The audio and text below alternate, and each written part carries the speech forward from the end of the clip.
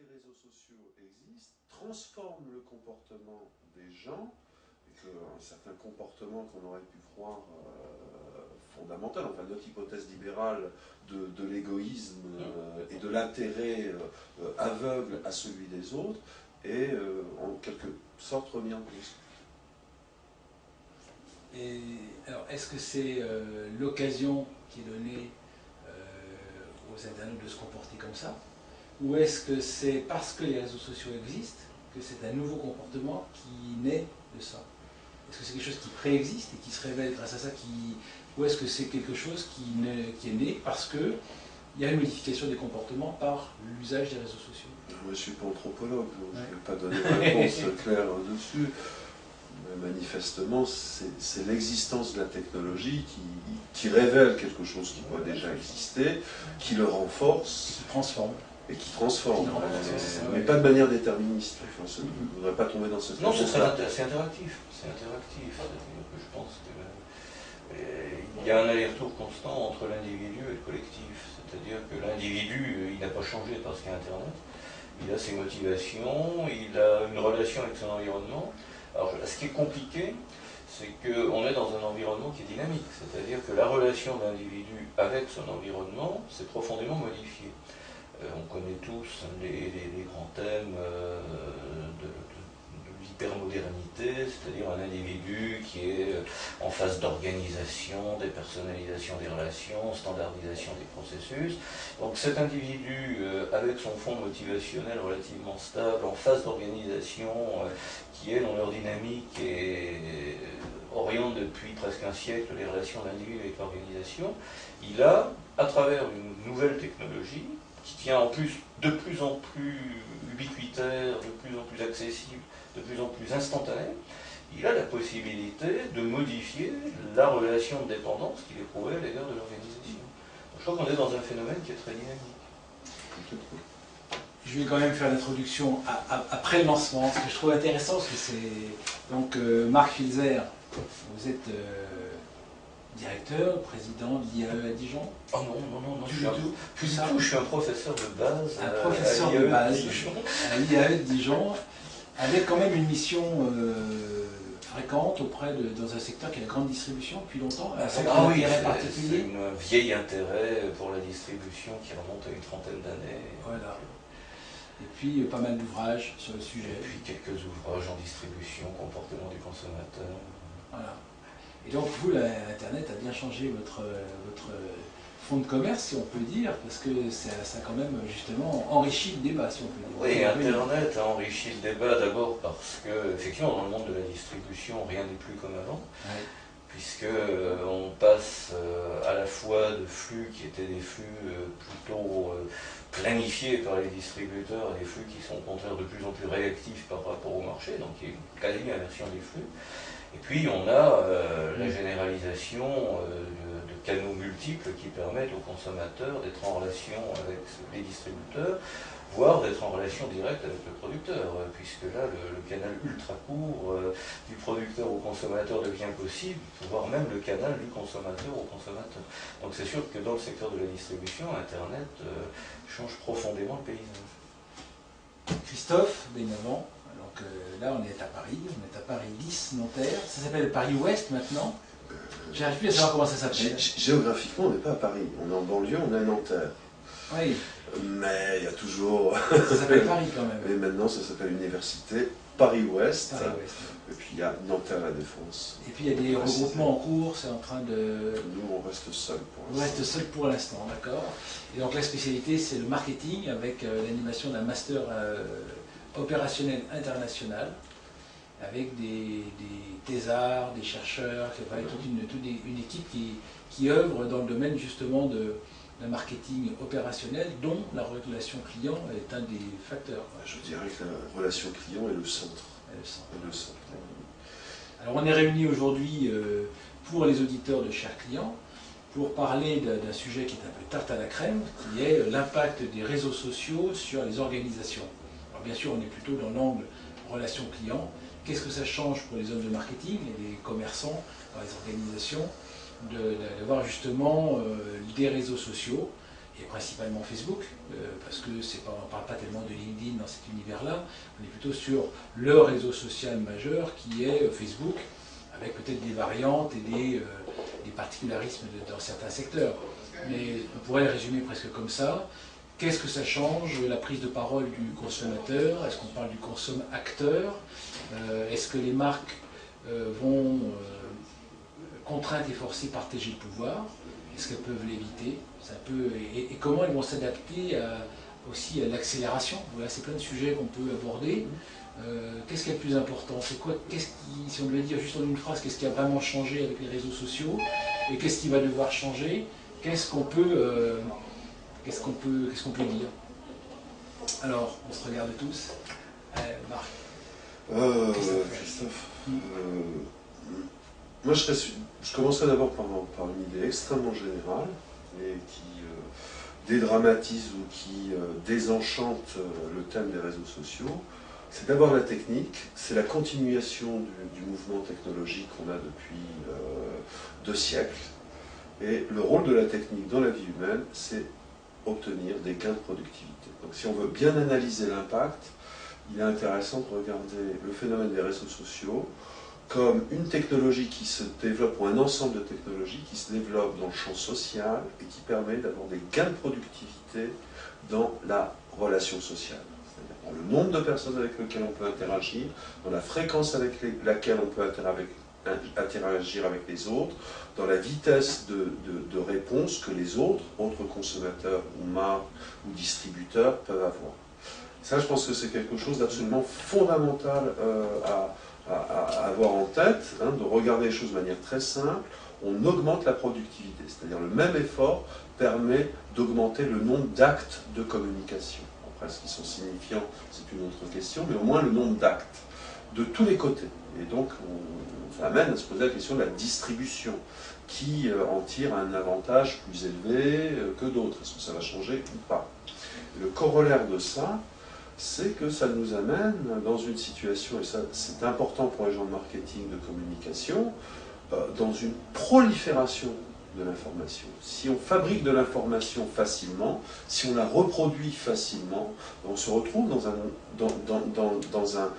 environnement qui est totalement encombré. Alors, moi je poserais ça comme toile de fond, parce que l'ensemble des problèmes, on va les retrouver dans cette ambiguïté. D'un côté, on fluidifie la relation, mais de l'autre côté, on l'encombre considérablement. C'est tous les canaux. Si je rajoute une voie de chaque côté à une autoroute, elle sera remplie instantanément, et je pourrais rajouter une voie dans 2 ans, parce qu'il y en aura besoin, etc. C'est que il y a une petite différence, c'est que quand le fait d'ouvrir les voies ne multiplie pas la production automobile en principe, tandis que là, le fait de multiplier les voies augmente la capacité à dupliquer les messages. Le propre des messages sociaux, quand on regarde ce qui circule dedans, ce n'est pas une information originale qui est produite, c'est une duplication systématique. Il y a quand même aussi de plus en plus d'émetteurs.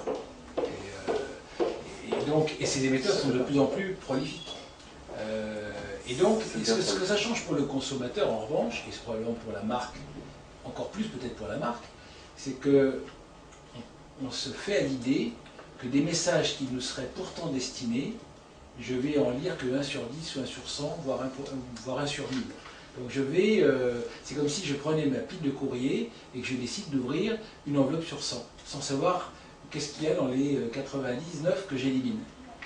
Et c'est un peu ce qui se passe quand je suis sur Twitter et que j'ai un fil Twitter qui file comme ça, comme si je regardais des annonces AFP, là. En gros, le journaliste, il essaie de tout prendre, mais au bout d'un moment, il ne peut plus, donc il va jouer un peu la chance, passer un petit moment devant, prendre, traiter, etc. Là, c'est un peu pareil. Je suis complètement le raisonnement. Point de départ, gain de productivité, donc production beaucoup plus abondante d'informations, information overloading, surcharge informationnelle, et qui conduit là à des mécanismes qui sont en train d'apparaître et qui sont intéressants, filtrage social. Moi, je pense qu'il n'est pas impossible de faire un parallélisme entre ce qui se passe sur les réseaux sociaux aujourd'hui et ce qui s'est passé sur Internet lorsqu'Internet est apparu. Après tout, le problème sur Internet était exactement le même. On avait une prolifération d'émetteurs. Alors certes, qui à l'époque était plutôt au début, dans les années 95, étaient des émetteurs organisés, qui se sont mis à émettre de l'information comme des fous. Les sites se sont multipliés par millions. Sur chaque site, les pages se sont également multipliées. L'information, je reprends le modèle de Moorman qui est finalement assez intéressant pour rendre compte justement de cette évolution de la société d'information. Moorman dit, dans un premier temps, on liquéfie l'information. C'est-à-dire qu'on va la rendre la plus fluide possible, que Christophe a fort bien dit. C'est-à-dire qu'on rend l'information extrêmement fluide pour pouvoir la diffuser le plus largement possible à travers une multitude de tuyaux. Ça, c'est la première étape. Et puis la deuxième étape, nous dit Moorman, c'est qu'il va falloir densifier cette information quelque part. Sur l'Internet de première génération, la densification, elle s'est faite à travers des outils comme Google. C'est-à-dire que Google a permis justement de rassembler cette information, et comme le dit fort justement Christophe, de la filtrer et de la rendre accessible en lui donnant un sens. Il n'est pas du tout impossible que dans les réseaux sociaux, la prochaine étape soit celle-là. C'est le web sémantique, qui non seulement recherche, trie, mais en même temps recherche non pas uniquement sur une occurrence, mais sur le sens qui va avec. Qui donne un sens, c'est ça. C'est-à-dire que si on se limite à des occurrences, on peut avancer le résultat, il va être extrêmement pauvre. En revanche, si on arrive à construire des systèmes de traitement de cette information susceptibles de lui donner un sens, et de surcroît du point de vue de l'utilisateur, parce que ce qui est quand même la grande force d'un système comme Google, c'est de se placer du point de vue de l'utilisateur. Si le client sur un réseau social est en mesure de spécifier un certain nombre de critères qui lui permettront d'avoir un algorithme quelque part qui fait le tri à sa place et lui permet de récupérer sur les 99 enveloppes qui n'ouvrent pas l'essentiel de l'information pertinente, je pense que là on aura effectivement une domestication du réseau social d'une manière beaucoup plus industrielle et des gains de productivité qui deviendront possibles. Sinon l'information va tuer à la fois l'offre et la demande. Alors, sur le web sémantique, je suis complètement le raisonnement. Là, je vais avoir un petit désaccord. Le web sémantique, c'est une idée d'ingénieur. Hein, donc, c'est quand même... L'Internet aussi. Oui, mais fondamentalement, c'est quand même une certaine idée d'organiser l'information, c'est-à-dire le langage, de manière structurée, de telle manière à pouvoir le traiter automatiquement. Donc, nos amis linguistes, ceux qui travaillent sur le TAL, connaissent bien ça. Donc c'est un certain nombre de normes et de dispositions qui permettraient de faire ce qu'on appelle, de passer de l'analyse lexicale, comme l'a dit Marc, à un niveau sémantique. Donc le rêve de l'ingénieur serait d'industrialiser ça et de massifier ça pour en faire une nouvelle norme du web. On peut le mettre de côté, ça va se développer. Il y a beaucoup de travaux intéressants qui se font actuellement là-dessus, notamment dans le domaine de l'analyse de sentiments, hein, un domaine qui nous concerne, et qui est pas mal. Moi j'aurais une petite vision un peu différente, c'est dire cette densification, on ne peut que partager le point de vue, aujourd'hui est opérée par les réseaux sociaux eux-mêmes. L'innovateur en la matière, mais on voit que Facebook a suivi, c'est très clairement Google, avec Google+, peu importe le succès de Google+, mais avec un dispositif extrêmement simple, qui est celui des cercles, et d'avoir compris que le système de filtrage, c'est un système en fait qui s'appuie sur la crédibilité des membres de notre cercle. Avec l'idée du cercle, on commence à catégoriser les gens qui font partie de notre propre réseau, ce qu'on va appeler techniquement le réseau égocentré. On est sur Facebook, on a une liste d'amis, 100, 200, 500, 1000 ou plus. Aujourd'hui, on avait des réseaux plats qui mettaient à égalité tout le monde. On voit apparaître une petite sophistication dans ces réseaux qui amène à faire des catégories. Quand on regarde... Ma première application sur Facebook, ça a été Circles. Circles qui faisait exactement ça. Exactement. Donc, et ça fait 3 ans que ça existe. Hein. Exactement. C'est intéressant parce que ça veut dire dans le processus social du filtrage. Hein, pour moi, le filtrage, c'est un filtrage social au sens des algorithmes de filtrage collaboratif. Filtrage social. Le filtrage social, et là on va revenir à l'organisation, passe par la structuration sociale des individus et des réseaux. On a pensé pendant un certain temps, il y a une certaine utopie, que les réseaux sociaux, c'était l'avènement d'un monde plat, d'un monde un peu hippie, d'un monde où tout le monde est en contact, à égalité. Je crois que ce qu'on découvre petit à petit, c'est que les réseaux sociaux sont en train de construire une nouvelle hiérarchisation de la société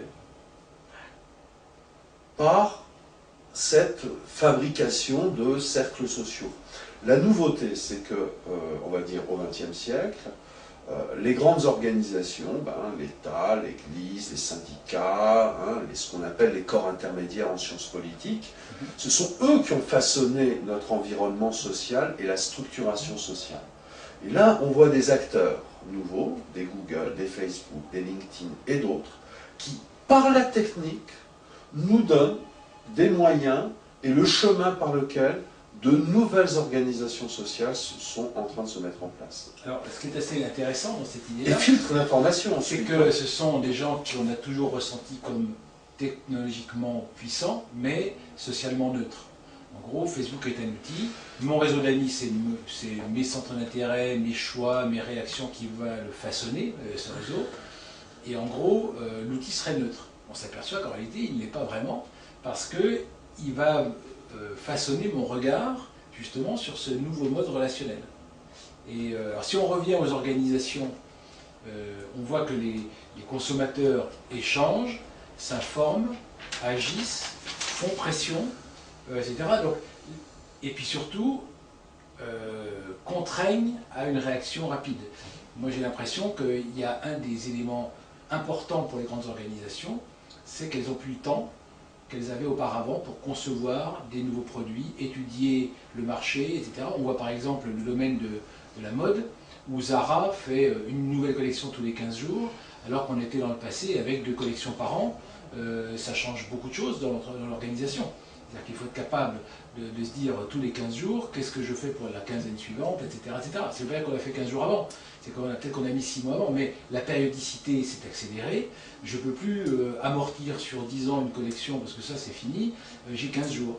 Et on voit bien aussi que les changements technologiques, le domaine de la recherche par exemple, en marketing ou en sciences sociales, etc., ne peut plus se permettre de dire je lance une expérimentation en grande largeur en 2006 et je produis mes résultats en 2011, parce que 5 ans plus tard, c'est l'histoire, c'est plus du marketing, quoi. Et donc, qu'est-ce qu'on fait avec ça? Je crois que l'instantanéité est effectivement l'une des grandes tendances sociétales générales, même indépendamment d'Internet. Alors Internet, effectivement, accélère. Bon, ceci étant, je crois qu'il faut bien distinguer ce qui relève des tendances de fond et ce qui relève du conjoncturel. Je pense que le consommateur n'évolue pas tant que ça en termes de caractéristiques structurelles. Alors il a des comportements qui sont extrêmement volatiles, il a des comportements qui vont être peut-être très contrastés d'un instant à l'autre. Il peut peut-être dire une chose le matin et le contraire l'après-midi sur Facebook, mais il va rester des invariants. Donc je pense que dans les entreprises, un des gros problèmes auxquels on est confronté, c'est justement d'arriver à dissocier ce qui est en quelque sorte le socle sur lequel l'entreprise construit son offre, et puis les déclinaisons qui vont être faites, le modèle de la Smart, c'est-à-dire quels sont les modules à partir desquels je construis mon offre d'une manière relativement pérenne, et puis ensuite quel est le degré de liberté que j'accorde aux consommateurs pour assembler ces modules et construire une offre qui soit un peu personnalisée. Quand vous évoquez le modèle Zara est un modèle, en fin de compte, extrêmement planifié. Certes, l'offre de Zara est renouvelée à une cadence quasiment de la quinzaine, mais pas pour tout. Il y a des collections chez Zara qui sont encore organisées selon le bon vieux rythme des 2 collections annuelles. Donc je crois que l'organisation a un gros travail à faire justement dans l'identification à l'intérieur de ses activités de ce qui relève du stable et de ce qui relève au contraire de ce qu'Olivier Badeau appelle l'agilité, c'est-à-dire comment est-ce que je dois, dans certains domaines, être extrêmement réactif, alors que dans d'autres domaines, le consommateur n'attend pas cette réactivité. Si je suis dans la distribution alimentaire, il est assez probable que le consommateur n'attendra pas la même réactivité que si je suis dans la distribution textile. Alors, le poids du consommateur, on avait débattu ici même, je crois, Christophe, le pouvoir du consommateur. Certains disaient le consommateur il a le pouvoir puisque depuis toujours il fait le chèque à la fin, donc il a quand même le pouvoir de celui qui paye et qui, s'il s'arrête de payer, celui qui produit va avoir du mal. Donc, et pour autant, on a quand même depuis très longtemps un marketing de l'offre avec le fabricant ou le distributeur, selon les cas de figure, qui avait plus ou moins la main. Et le consommateur, il faisait un peu comme ce que Ford disait, c'est-à-dire qu'il peut choisir la couleur qu'il veut pour peu que ce soit le noir. Est-ce qu'on en est où aujourd'hui? Est-ce qu'on pourrait imaginer un produit où on sort que le noir et le consommateur va l'acheter? C'est Apple, c'est une circonstance aujourd'hui de parler d'Apple, comme toujours d'ailleurs on va dire, mais encore plus aujourd'hui, qui a sorti un modèle d'iPhone en gros, et puis c'est à peu près le même, à peu de choses près, il améliore la caractéristique, un peu comme Porsche avec sa 911, il y a une seule voiture, et puis il la vend tout le temps, ça simplifie beaucoup de choses. Ou est-ce que non? Est-ce qu'il y a un socle qui est le noir, et puis il y a tous les à côté qui font que c'est plus vraiment du noir tout seul, c'est des variantes qui vont permettre à chacun de s'adapter? Là, je crois qu'il y a deux questions. Il y a la question de la relation pouvoir consommateur, marque, consommateur, distributeur. Je pense qu'on pourrait y revenir. Ici, il y a l'autre question qui est effectivement la nature de l'offre et la nature de la liberté des consommateurs quant à ce qu'ils choisissent. Ce qu'a dit Marc était tout à fait juste, moi j'aurais juste envie de le compléter. Un mot qui est employé par certains qui est celui d'économie de plateforme. On est aujourd'hui dans une économie de plateforme. Une plateforme, qu'est-ce que c'est? C'est une convention, et au sens de nos amis économistes, je pense à Favreau, c'est un point d'accord qui fait que l'ensemble d'une société dit que telle chose doit être de telle manière. Par exemple, conduire à droite ou conduire à gauche, c'est indifférent, mais pour pouvoir vivre en société, il faut que tout le monde roule à droite ou tout le monde roule à gauche. C'est une convention. Et les systèmes techniques aujourd'hui font office de convention. Donc, on parlait de réseaux sociaux, Facebook, le phénomène Facebook, c'est l'émergence d'une convention. Il y a une convention mondiale qui dit que pour organiser mes relations avec mes proches, l'outil le plus commode, c'est Facebook. Et c'est amplifié par ces phénomènes d'externalité de réseau que les économistes de l'information connaissent bien. Et c'est une plateforme. La plateforme ne fait que définir les règles. Conduire à droite ou conduire à gauche. La règle de conduire à droite ou conduire à gauche ne nous dit rien de notre style de conduite. On peut conduire de manière cool, on peut conduire de manière chaotique, on peut conduire comme on veut. Ça ne dit rien, ça dit juste à droite ou à gauche. Eh bien, je pense que les systèmes d'offres, si je généralise, c'est ça. On est dans une économie de plateforme. Aujourd'hui, une entreprise doit choisir la bonne plateforme, et c'est tout ou rien. Soit elle a proposé l'offre de base, le socle qui correspond à une convention sociale. Aujourd'hui, la réussite sociale se manifeste par le fait d'avoir une Porsche, pas 911, mais Panamera. C'est la plateforme, ça devient la convention sociale dans l'imaginaire social de ce qu'est la réussite. Donc quand on est joueur de football, on achète une Panamera. Maintenant, cette Panamera, elle n'aura de sens que si elle est appropriée par chacun des individus. Donc le coloris, l'équipement interne, l'ensemble des choses sont des variations que l'entreprise doit absolument être en mesure de donner. Donc le secret de la réussite, il n'est pas compliqué, c'est réussir d'une part à offrir une plateforme unique pour le monde entier. Ça va au contrario d'idées qu'on pourrait développer en marketing, enfin apparemment de segmentation, mais en même temps donner la possibilité absolue d'individualiser, d'adapter à chacun sur des éléments qui sont relativement périphériques. Mais signifiants. C'est-à-dire que les gens ne veulent pas changer ce qu'il y a dessous la voiture, ils veulent changer quelque chose dont ils puissent parler. Ils veulent changer les éléments qui permettent d'exprimer leur identité, c'est-à-dire à la fois le fait d'appartenir à une communauté et au sein de cette communauté de se distinguer des autres individus. Voilà. Ça existe depuis qu'on a étudié l'adolescence. Ça démarre très tôt et ça pour encore compléter l'analyse de Christophe que je partage complètement, la source de la rentabilité de l'organisation, c'est classiquement couvrir ses coûts fixes et dégager une marge. Tant qu'on a fonctionné sur des marchés qui étaient géographiquement cloisonnés, parce qu'on avait des coûts logistiques importants, parce qu'il y avait des coûts d'information, parce qu'il y avait des barrières douanières. J'avais un appareil de production, je ne pouvais rentabiliser cet appareil de production qu'en élargissant ma gamme. Donc j'étais bien obligé, à côté de ma Ford T noire, d'en faire de toutes les couleurs et de les proposer aux consommateurs, parce que mon marché, il était contraint. Aujourd'hui, à travers le couplage logistique et Internet, je peux développer un produit extrêmement spécialisé, cette plateforme dont parlait Christophe, à l'échelle mondiale pratiquement instantanément. Donc j'ai tout de suite un volume de demande qui va me permettre de réaliser mes économies d'échelle avec un seul produit, sans avoir besoin de diversifier ma gamme. Et comme la durée de vie de ce produit va être extrêmement courte, j'ai tout intérêt à ce que la différenciation de ce produit, en termes justement de réponse aux besoins symboliques des consommateurs, soit la plus élevée possible, de telle sorte que j'occupe immédiatement une position que les concurrents n'auront pas le temps d'occuper avant que le produit ne soit déjà dépassé. Donc on retrouve cette idée de dynamique des phénomènes, mais là on a une dynamique qui est en même temps géographique. Quand on parle de mondialisation, je pense que c'est une des facettes de la mondialisation. C'est le fait qu'aujourd'hui, lorsque le nouveau modèle d'Apple sort, d'iPhone sort, il sort pratiquement simultanément à l'échelle mondiale. Donc je peux n'avoir qu'un seul modèle, puisque de toute façon, j'aurai une seule unité de fabrication, et que cette unité de fabrication va immédiatement couvrir ses coûts fixes avec un marché mondial. Donc c'est la prime C'est la prime à la standardisation, laissant une frange d'appropriation aux consommateurs. Et la frange d'appropriation, le coup de génie d'Apple, ça a été de laisser la frange d'appropriation à travers les applications que font d'autres.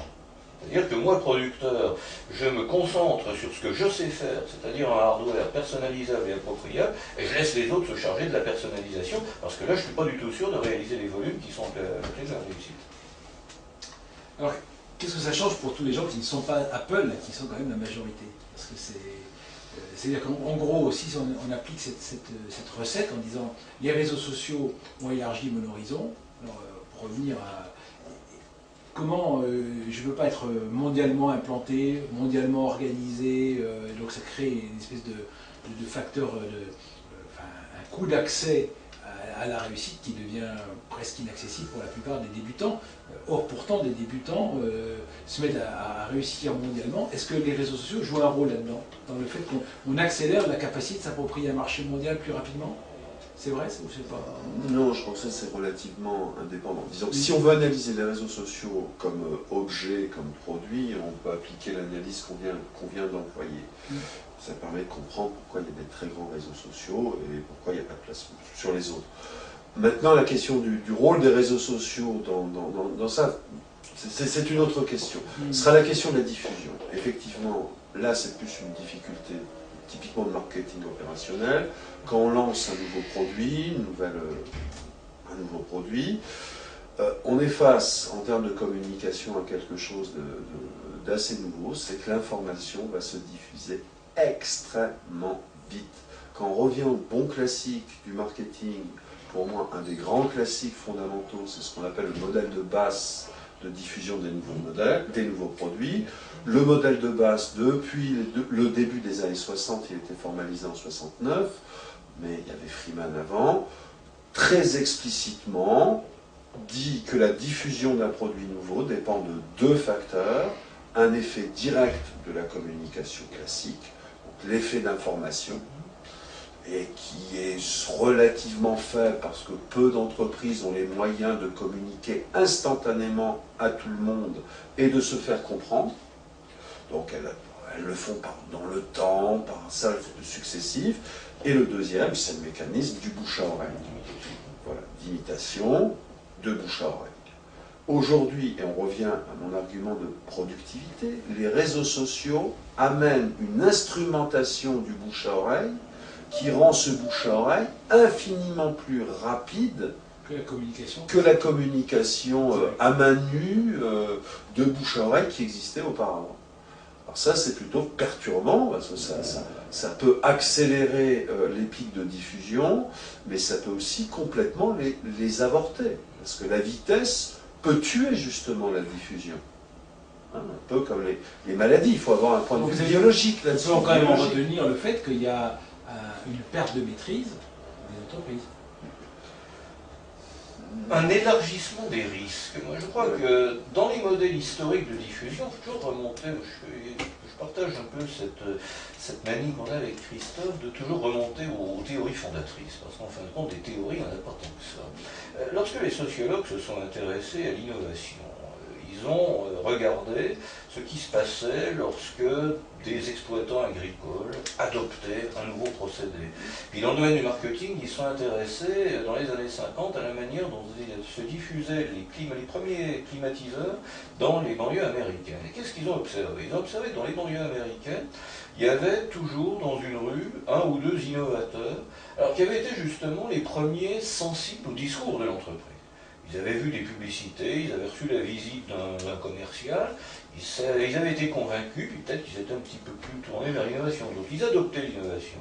Et lorsque les équipes de sociologues faisaient des photos aériennes des quartiers, ils observaient que les climatiseurs se diffusaient, exactement comme l'épidémie, le long de la rue, à partir de l'innovateur initial, tout simplement parce que les voisins s'observaient.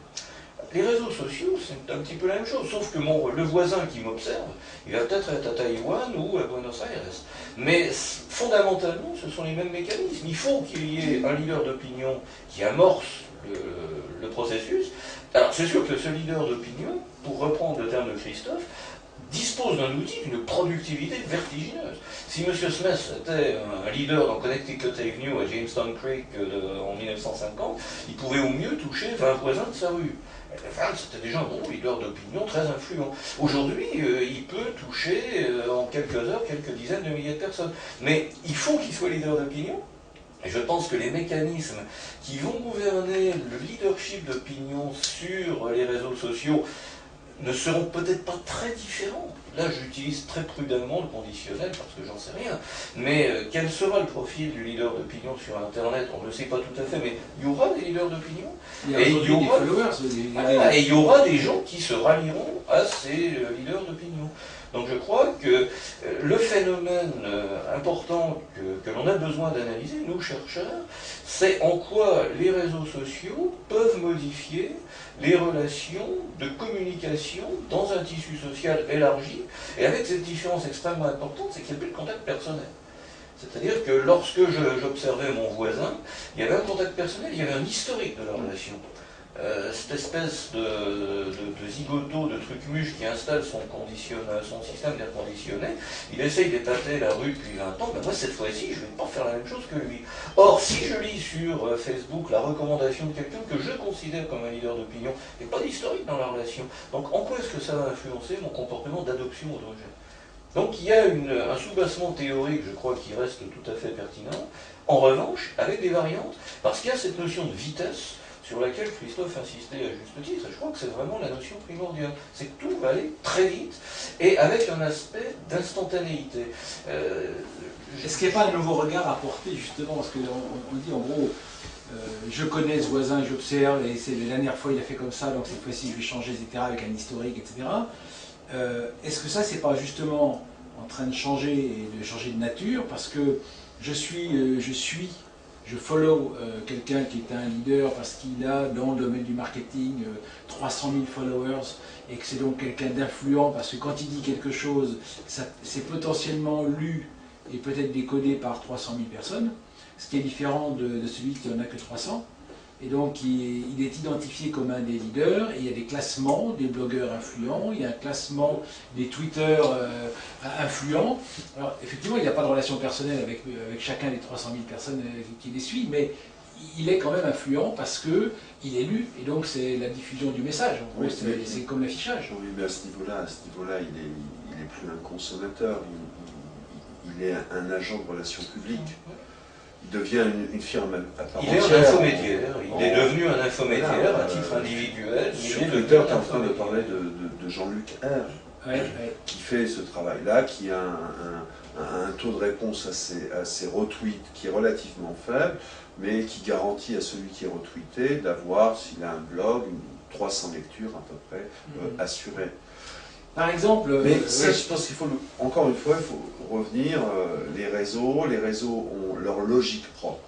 On commence, des physiciens travaillaient dessus, on commence à élucider cette structure, à le modéliser. C'est des gens comme Barabasi, par exemple, qui ont fait ce travail.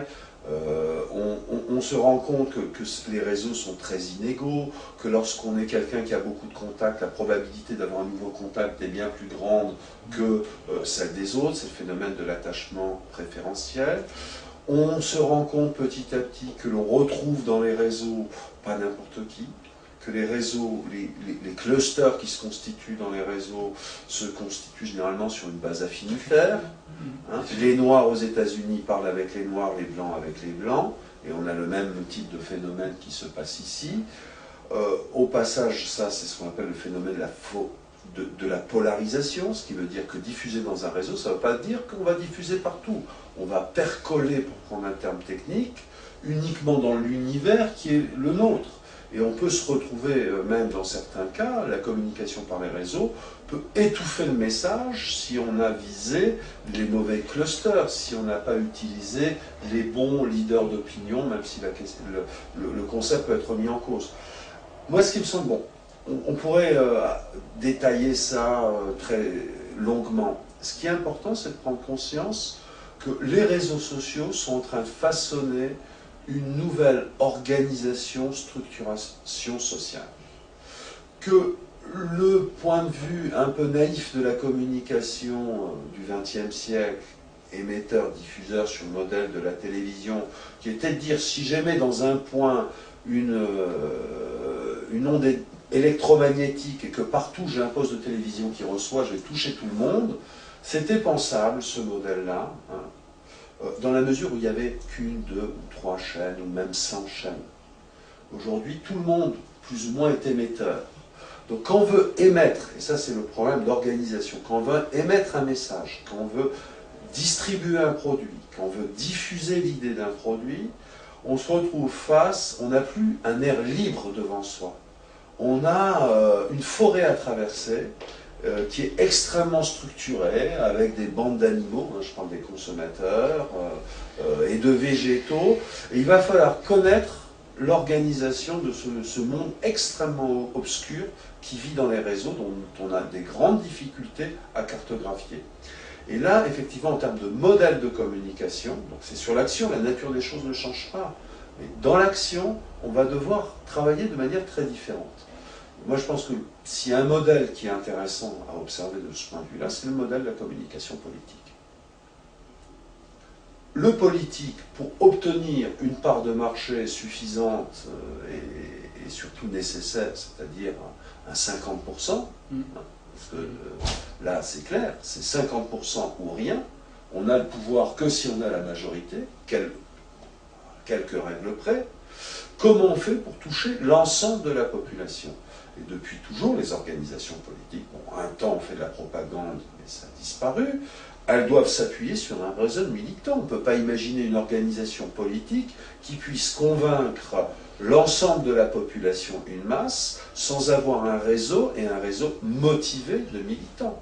Les hommes politiques savent très bien que le premier vecteur de persuasion, c'est le réseau des militants. Ce réseau des militants, ce n'est pas un réseau qui est une organisation bureaucratique. Il y a des organisations bureaucratiques, les gens qui appartiennent au parti, qui luttent politiquement pour avoir tel ou tel siège et les privilèges qui y sont. Mais cette population-là des militants encartés est extrêmement étroite dans les partis politiques. C'est peut-être 20 000, c'est peut-être 50 000 personnes pour les deux grands partis de droite et de gauche. Pas plus. Le nombre des militants qui simplement ont une carte, ont manifesté un signe d'adhésion, sont prêts à porter un badge dans la rue ou prêts à porter un badge sur leur profil Facebook, ce qui commence à apparaître, ils ne sont pas beaucoup. Ils sont 200 000 de part et d'autre à peu près. Hein, l'ordre de grandeur est à peu près ça. 200 000, alors qu'ils représentent chacun, on va dire, 20 à 30% de part de marché sur 40 millions d'électeurs. C'est quand même considérable, ça veut dire une population de 15 millions. Donc il y a 200 000 agents d'influence à des degrés d'implication divers qui sont là. Puis on a toute la couche des sympathisants qui vont se mobiliser ponctuellement. Alors modèle politique ou modèle des équipes de foot. L'OM de Marseille est un très bon modèle de communication qui passe par l'organisation sociale. Si on n'a pas des bons groupes de supporters, on ne peut pas faire une grande image d'un club de foot ou de rugby. Donc, alors, tout le savoir-faire maintenant qui est peut-être nouveau, que les marques doivent développer, c'est le savoir-faire qu'ont les politiques, qu'ont les clubs de sport, qui ont un certain nombre de types d'organisation, c'est-à-dire non plus de se poser la question de quel message j'envoie par quel canal, mais comment je structure une population, comment je crée une société qui va adhérer à mes valeurs et qui sera prête à recommander ma marque, l'usage et des comportements. Apple étant un excellent précurseur. Parce que là, ils n'ont même pas eu besoin d'une organisation structurée. Ils n'ont pas eu besoin de faire de prosélytisme. Les adhérents sont recrutés eux-mêmes parce qu'ils se reconnaissaient dans des valeurs suffisamment fortes. Parce que, alors, évidemment, la question, c'est combien de marques ont la capacité à développer des valeurs aussi fortes. Mais prenez dans le domaine de la grande distribution, est-ce que l'on peut expliquer uniquement le succès de Leclerc par la supériorité de sa communication? Non. Leclerc a su mobiliser historiquement dans la durée des thèmes extrêmement simples mais extrêmement fédérateurs qui font parler les clients de Leclerc. Alors qu'au contraire, Carrefour, depuis au moins une vingtaine d'années, a eu beaucoup plus de mal à tenir un discours fédérateur. Les gens n'en parlent pas. On va faire ses courses chez Carrefour, mais quand on va chez Leclerc, on a l'impression d'aller dans une organisation militante qui va défendre vos intérêts. Ça veut dire que les organisations à succès sont celles dont les valeurs sont suffisamment fortes pour générer de l'adhésion. Et il faut que les valeurs soient fortes et qu'elles suscitent un écho chez le client. C'est-à-dire qu'il y a un danger, c'est que l'organisation ne définisse ses propres valeurs que par un nombrilisme un peu trop étroit. C'est-à-dire que si je me regarde dans le miroir en disant « voilà ce que je suis », peut-être que ça va intéresser les consommateurs, mais on aura beaucoup plus de succès de sensibiliser le consommateur si on tient au consommateur un discours qui justement ne soit pas strictement opportuniste. C'est-à-dire que moi j'ai quand même de sérieux doutes quant à la crédibilité de certains discours que tiennent les organisations en termes de responsabilité environnementale, de responsabilité sociale, etc. Si je déroule ce type de tarte à la crème, il y a assez peu de chances que le consommateur y adhère. En revanche, si je tiens un discours qui est crédible et qui va authentiquement dans le sens des préoccupations du consommateur, et surtout ensuite que l'offre que je propose est cohérente avec ce discours que je tiens, bon, le consommateur va y adhérer et il va le relier. Clairement. Oui. Moi je partage le point de vue, si on raisonne de manière plus managériale, pour une entreprise, pour une marque, inutile qu'elle aille sur les réseaux sociaux si elle n'a pas une très forte culture propre à laquelle on adhère. Il faut bien comprendre que, et là ce sera peut-être un moyen de revenir à la question d'empowerment, de répartition des pouvoirs, les réseaux sociaux, gain de productivité, mais aussi remise en cause des pouvoirs, puisque chacun de nous étant capable de se mobiliser, de réagir et à faible coût de pouvoir protester et réclamer, hein, c'est un sujet important, on a quand même une déstabilisation des systèmes commerciaux, on est OK. Mais aussi à l'intérieur des organisations. Le problème des réseaux sociaux, c'est que pour répondre au réseau social des consommateurs, il faut bien que les salariés soient sur les réseaux sociaux. On l'a vu à plus d'une reprise. S'ils ne sont pas capables de manière personnelle de répondre à des messages, on a des emballements qui peuvent être critiques. Parce qu'il y a un goulot d'étranglement. Voilà. Mais ça veut dire qu'il faut lâcher du mou. Ça veut dire que dans l'organisation, la conséquence de la diffusion des réseaux sociaux, c'est d'obliger les organisations à lâcher du mou, à donner de l'autonomie aux gens. Ce qui est d'abord pas facile pour les organisations. Parce que pourquoi c'est pas facile? En faisant confiance, en donnant de l'autonomie, tout en ayant du mal à le piloter, le contrôler, qui est un modèle dominant. Voilà, mais on le pilote d'autant plus facilement si l'on a une vision simple de ce que l'on est. Oui.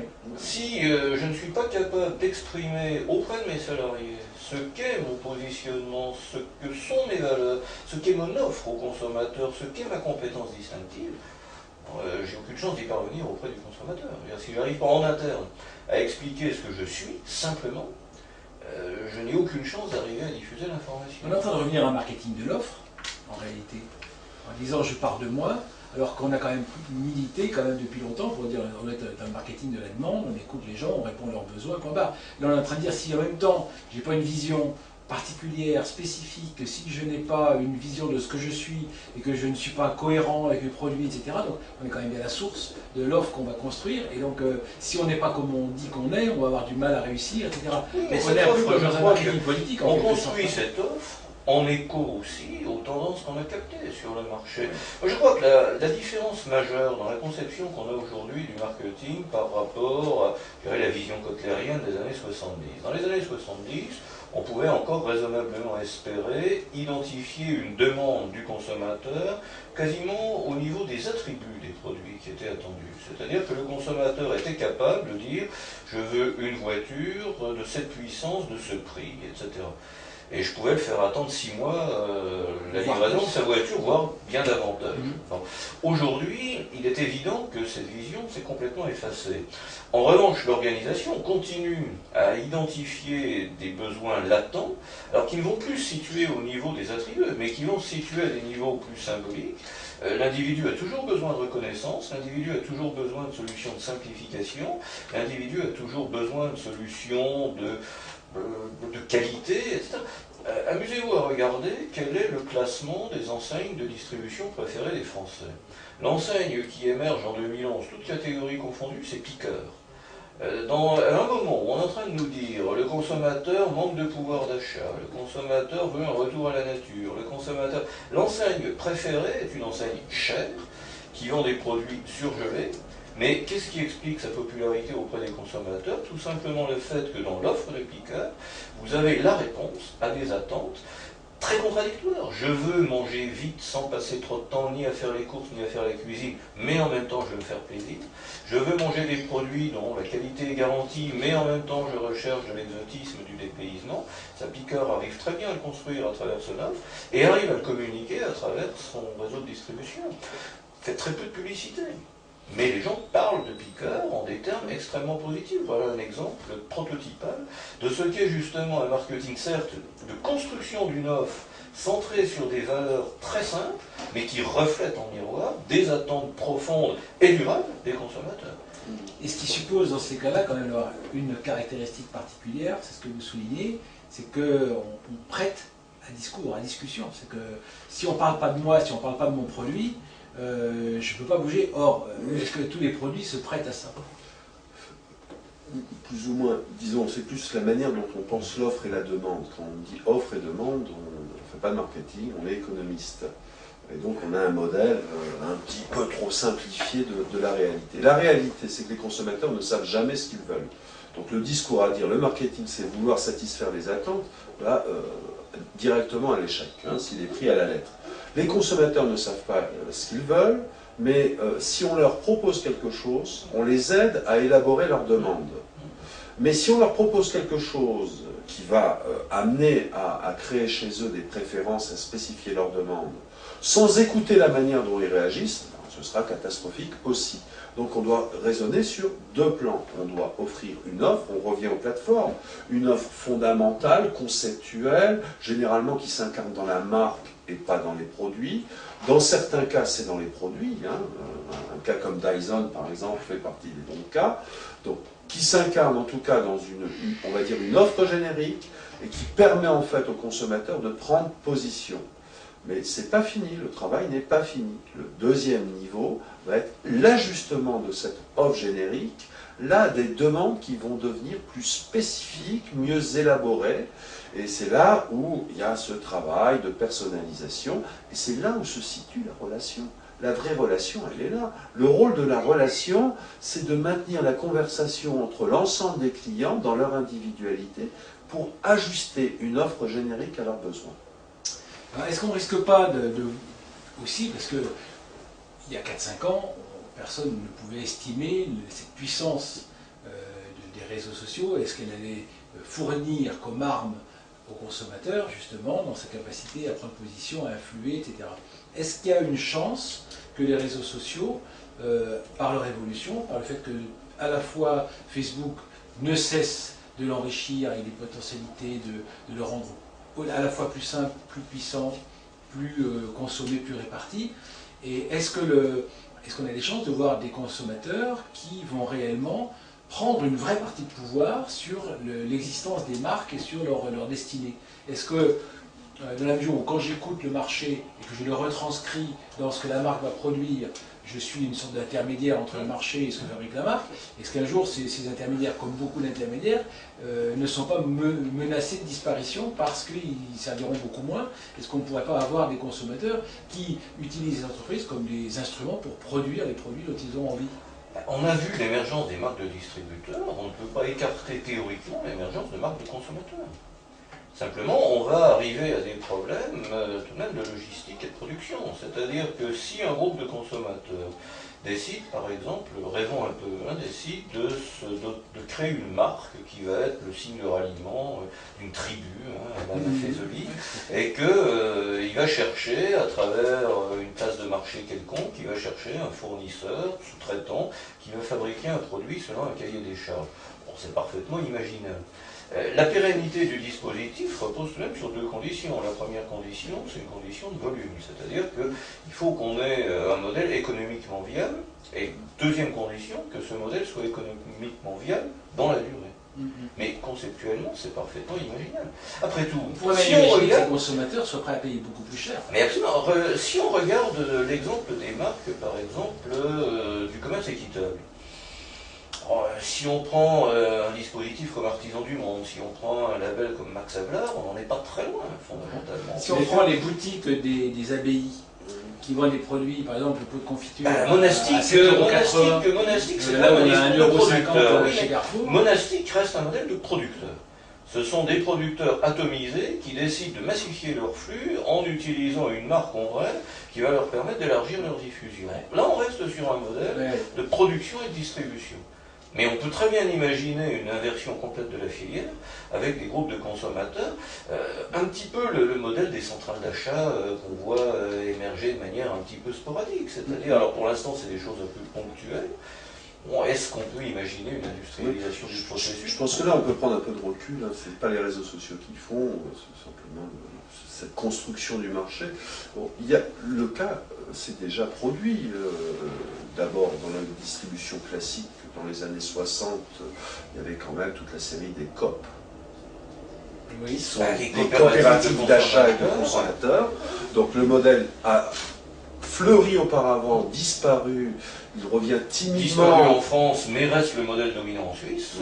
Coop et Migros, qui sont deux coopératives de consommateurs, presque 85% de la distribution alimentaire. Et quand même, la Fédération nationale de l'achat des cadres, plus connue sous le nom de FNAC, est exactement le modèle que tu as décrit. C'était une coopérative. Coopérative. Mais ça demande quoi alors? Bien sûr, une question de volume, mais ça va être un peu le cheval de bataille pour moi cet après-midi. Ça demande une organisation sociale.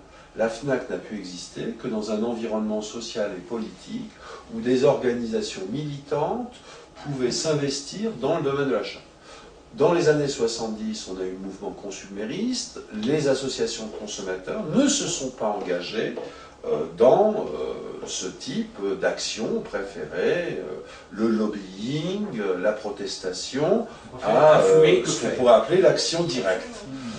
Aujourd'hui, on a timidement ce genre de choses qui semblent apparaître au travers de dispositifs de plateforme, donc on est social shopping, où un tiers propose une plateforme pour que les consommateurs trouvent les moyens de s'organiser. Donc là, je crois que la question sera liée en partie aux technologies sociales, dans le sens où les technologies permettent de réduire le coût d'organisation des consommateurs, et donc à des gens qui gardent une idéologie de liberté individuelle et de refus d'engagement dans une organisation militante, d'agir quand même de manière collective. Ça serait plus ou moins la définition du soubassement du social shopping, un tiers, ou alors parce qu'il apparaîtrait des mouvements sociaux au sens traditionnel du terme, qui chercherait à se réapproprier la manière dont on conçoit, dont on définit et dont on distribue les produits, c'est-à-dire la fonction marketing. Là, pour l'instant, pour moi, ce n'est pas vraiment le cas.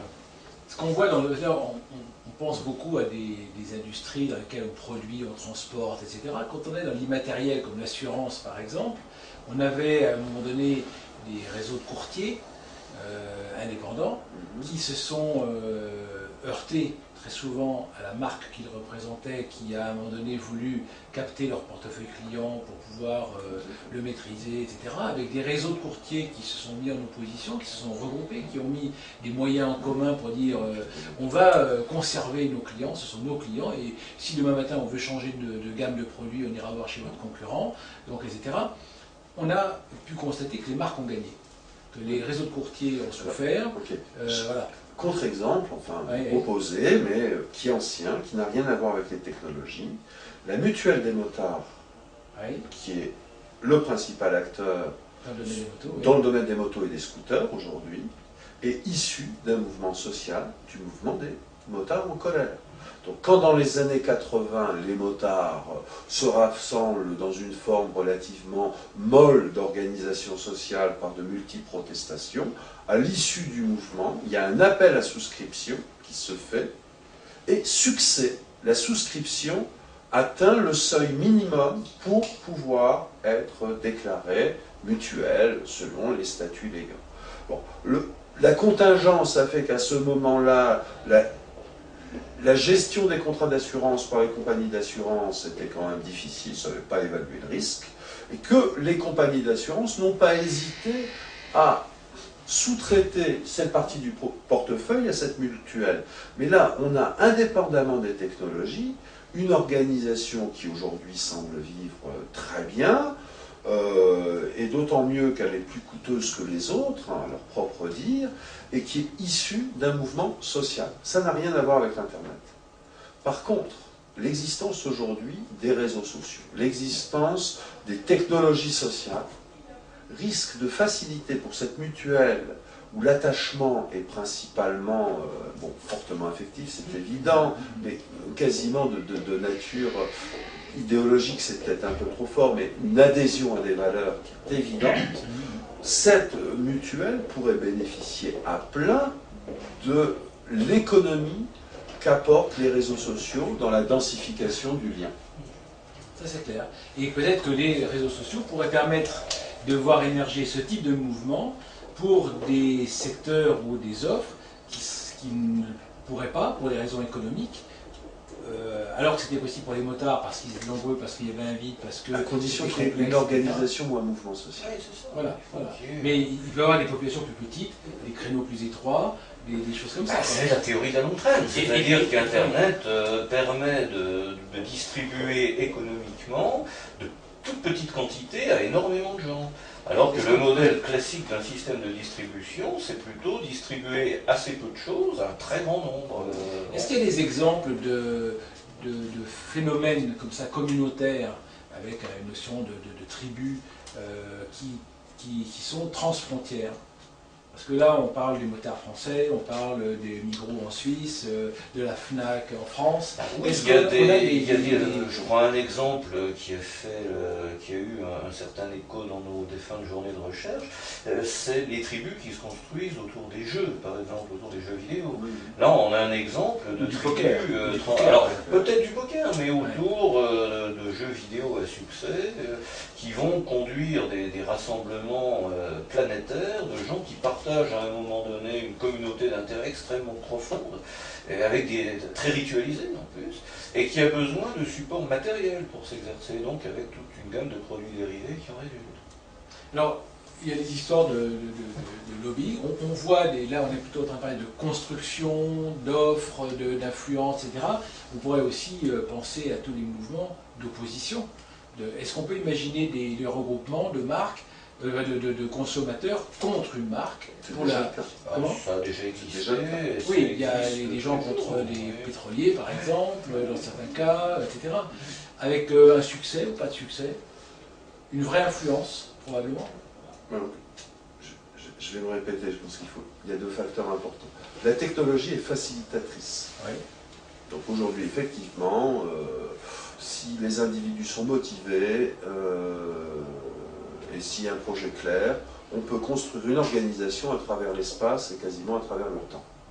Donc, déjouer les jeux de la géographie. Mais la technologie seule ne suffit pas. Oui, il faut qu'il y ait l'engagement. Il faut qu'il y ait un engagement. Et l'engagement, il parle ne passe pas simplement par une communauté d'intérêt. Parce que ça ne crée pas de société.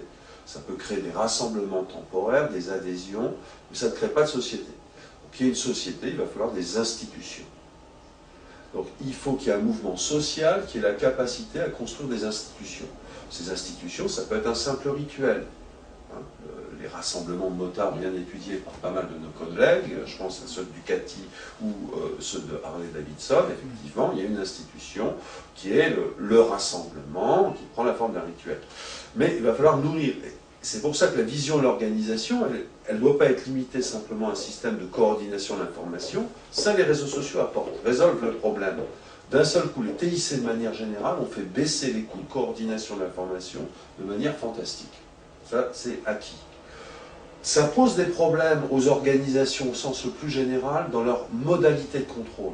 Ce dont on a parlé tout à l'heure, ben oui, les organisations bureaucratiques qui s'appuient sur un contrôle par les comportements, c'est relativement mort, ça ne marche plus. Ça met en cause pas mal d'entreprises traditionnelles qui sont de simple bureaucratie.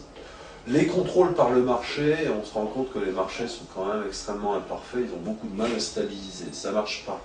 Donc là, ce dont on parlait depuis tout à l'heure, c'est la grande modalité du contrôle. Moi, j'évoque Ouchy, voilà, un grand auteur de contrôle de gestion et d'organisation. C'est le contrôle par la culture.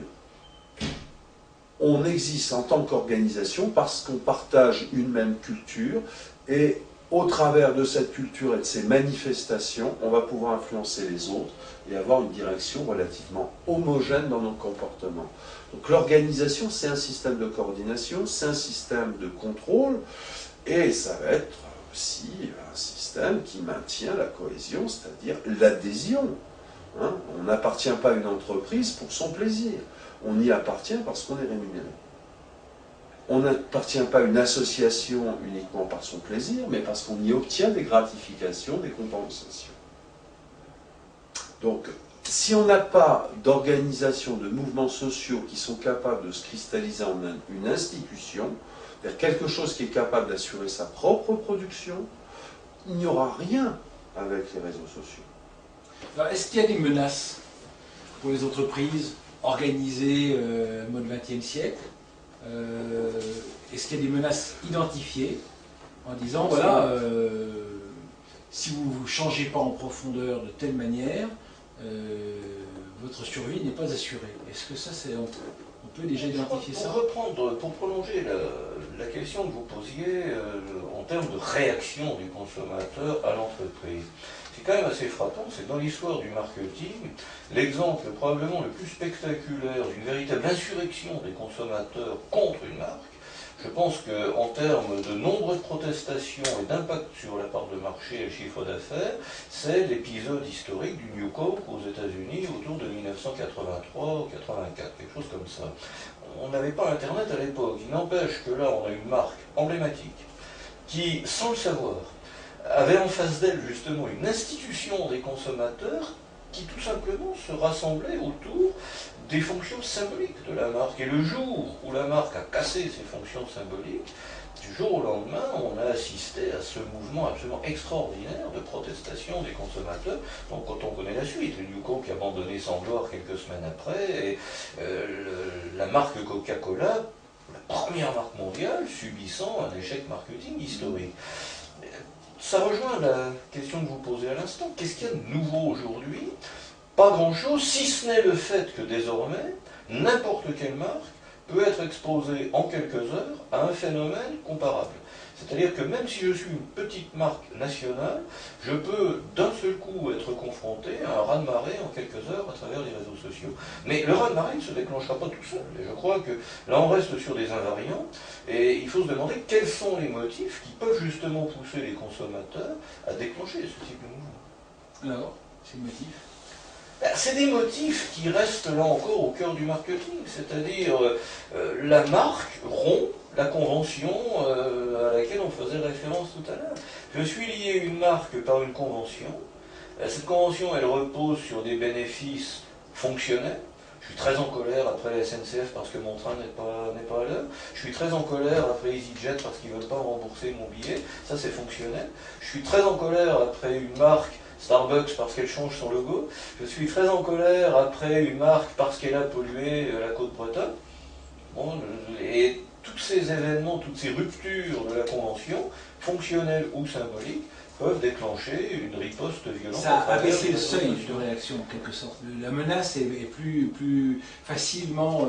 parce que il y a eu beaucoup de mécontentement dans le passé, de marques qui avaient des services de réclamation au fond d'un couloir ou au bout d'une boîte postale à destination inconnue et degré de réactivité très faible. Pour autant, il y a pas de mouvement. C'est l'existence d'une caisse de résonance. C'est-à-dire que si facile de faire résonner aux si je vais à la poste pour me plaindre de ma livraison défectueuse, bon, ça ne va pas changer grand-chose. Par contre, si je vais faire la même chose sur une page Facebook, ça peut tout de suite susciter un écho s'il y a d'autres consommateurs qui sont confrontés au même problème.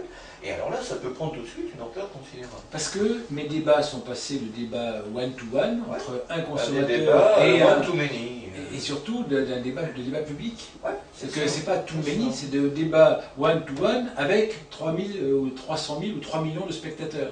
Donc potentiellement, quelques centaines de milliers peuvent prendre fait et cause et parce qu'ils peuvent très bien partager. C'est qu'on a fait exploser le périmètre du débat, qui au départ était dans un champ qui était celui que tentait de maîtriser ou de délimiter l'entreprise. Alors qu'aujourd'hui, tant que je débat sur la page Facebook de l'entreprise, c'est probablement pour ça qu'elle crée quand même des pages Facebook, en dépit du risque que ça constitue, c'est parce qu'au moins elle se dit, là, je vais voir de quoi il retourne, et je vois quelle tournure ça prend. Le risque, c'est que dès que ça ne va pas, il y a dans les 300 000 spectateurs du débat, il peut y en avoir 10 000 qui vont prendre l'information, la transporter hors du champ de débat qui était celui de la page Facebook de la marque, pour l'emmener sur sa propre page Facebook, voire sur un blog, sur un forum, et après c'est parti. Qu'est-ce qu'on peut... Alors, nous on a un peu l'impression qu'un des conseils qu'on peut donner aux marques, c'est de réintégrer le community management au sein du service client. C'est-à-dire que lui donner le maximum de moyens d'action tout en ayant structuré, justement en changeant le paradigme, en disant on n'est plus uniquement en train de raisonner en one-to-one dans le secret du confessionnal entre un client qui se plaint et une entreprise qui peut étouffer l'affaire. Là on est d'abord dans un débat public et donc c'est public, ça laisse des traces, c'est exemplaire aussi, parce qu'il y a aussi la mémoire qu'il n'y avait pas. Oui, je ne savais pas ce qui s'était dit entre mon voisin et la marque il y a 10 ans. Aujourd'hui, sur le fil Facebook, sur la page Facebook d'EasyJet, mon débat d'il y a 1 mois et demi, il est toujours là. Et donc si on m'a remboursé, moi, il y a 1 mois, mon voisin, le gars que je ne connais pas, qui a le même problème aujourd'hui, pourrait dire « vous l'avez remboursé il y a 1 mois », alors que vous écrivez que ce n'est pas remboursable. Pourquoi vous ne remboursez pas aujourd'hui? Je pense que ça force l'entreprise à développer une grande échelle, ce qui a toujours été quand même l'un des grands principes qu'on enseigne depuis quelques dizaines d'années à nos étudiants, n'est-ce pas mon cher Christophe, à savoir que l'objectif de la transaction, c'est quand même la satisfaction du client. Et si on a un client qui n'est pas satisfait, il est très probable qu'il y en a d'autres. Donc on a tout intérêt à tirer les enseignements de ces incidents en termes de procédure. C'est-à-dire comment est-ce que l'on doit réviser nos procédures pour que ces incidents se répètent le moins possible. Alors, il y a aussi un autre enjeu probablement qui est de pré-formaliser les comportements dans chacune des situations, ce qui ne se fait pas. Non, parce ça, que ça je pense. Juste un point, c'est que ce qui se passe, c'est que pour être capable de réagir avec d'infinies connexions potentielles avec mon marché qui est devenu très multiple, très élargi, transnational, etc., je vais avoir besoin de donner la parole à beaucoup plus de collaborateurs. Ce n'est pas mes 3 community managers qui vont pouvoir s'en sortir. Or, pour autant, si je donne la parole à mon magasinier, à mon chauffeur-livreur, etc., il va falloir que je leur explique aussi comment interagir quand ils seront sur les réseaux sociaux, parce que là, la caisse de résonance, et ce qu'eux auront écrit ou répondu, fera foi. Et donc, il va falloir que j'explique à tous les gens qui sont susceptibles d'entrer en réponse à des demandes, comment ils vont devoir se comporter. Moi, j'aurais 2 éléments de réponse. Le point commun, la menace réponse à la question précédente, hein, on est tous d'accord, en fait, il n'y en a qu'une, c'est l'instabilité. Ouais. Voilà. Ces systèmes accélèrent les cycles réponse-réaction, la bonne vieille cybernétique, en gros, et créent des systèmes dynamiques particulièrement instables, absolument imprévisibles. Là, je vais insister un peu lourdement sur ce terme, absolument imprévisible. On peut construire tous les modèles qui soient, on ne peut pas savoir d'où et quand va venir le problème, mais il faut que les entreprises se persuadent qu'à tout moment, un problème peut exploser. LVMH est très bien aujourd'hui. Il y a un de ses dirigeants qui s'appelle Nicolas Basile. À tout moment, une information peut sortir actuellement. Et on ne sait jamais, on peut peut-être avoir un mouvement comme celui aux États-Unis qui se manifeste, un mouvement social qui émerge et qui lance un boycott de LVMH. Je ne pense pas que le public de LVMH se mettra à boycotter. Mais on pourrait avoir ce type d'incident qui peut se produire à tout instant. Donc, on ne peut pas prévoir. Il faut se préparer à ne pas prévoir. Voilà. Ça va conduire les marques à être de plus en plus vertueuses. Alors, je vais avoir deux réponses là, deux niveaux. Bon, la première, je vais reprendre en fait un résultat d'une étude empirique qui est sortie il y a quelques jours dans Harvard Business Review, en tout cas dans un des working papers de Harvard Business, absolument passionnant. L'étude essaie de corréler les ventes d'un produit, d'une marque, avec le nombre de recommandations dans un outil qui est Yelp. Et effectivement, il y a une très très bonne corrélation. En gros, le Yelp peut contribuer à 6 à 10% de ventes supplémentaires. C'est assez considérable. Ça donne une mesure, aujourd'hui on commence à avoir des éléments de mesure de l'impact des réseaux sociaux au travers des recommandations, des avis, etc. On commence à s'en faire une image à peu près. C'est considérable, l'impact est considérable sur les ventes. Mais, il y a un des mais dans l'étude. C'est fortement modéré par un élément. La réputation de la marque. Quand la réputation de la marque est forte, l'impact de la recommandation sur les ventes est faible. Autrement dit, le capital de marque est le vaccin des entreprises. C'est ce qui va les immuniser contre des flambées apparentes. Alors, dans les cas de réputation et de e-management, il y a des cas fameux, on va revenir à Apple. Quand il y a eu le problème d'antenne autour de l'Apple, je ne sais plus, 3 ou 4, l'impact sur les ventes a été très minime. Ça a été complètement modéré par le crédit que les consommateurs apportent à la marque. Donc la réponse ici est pratique, simple, directe.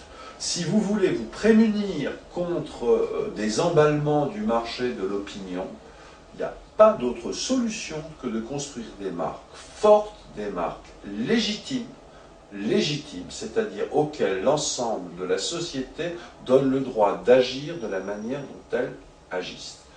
Ça délimite un périmètre, ça délimite les actions qu'on peut faire. Alors, quand tout à l'heure je prenais l'analogie politique, moi j'avais un petit... C'est plus qu'une analogie pour moi.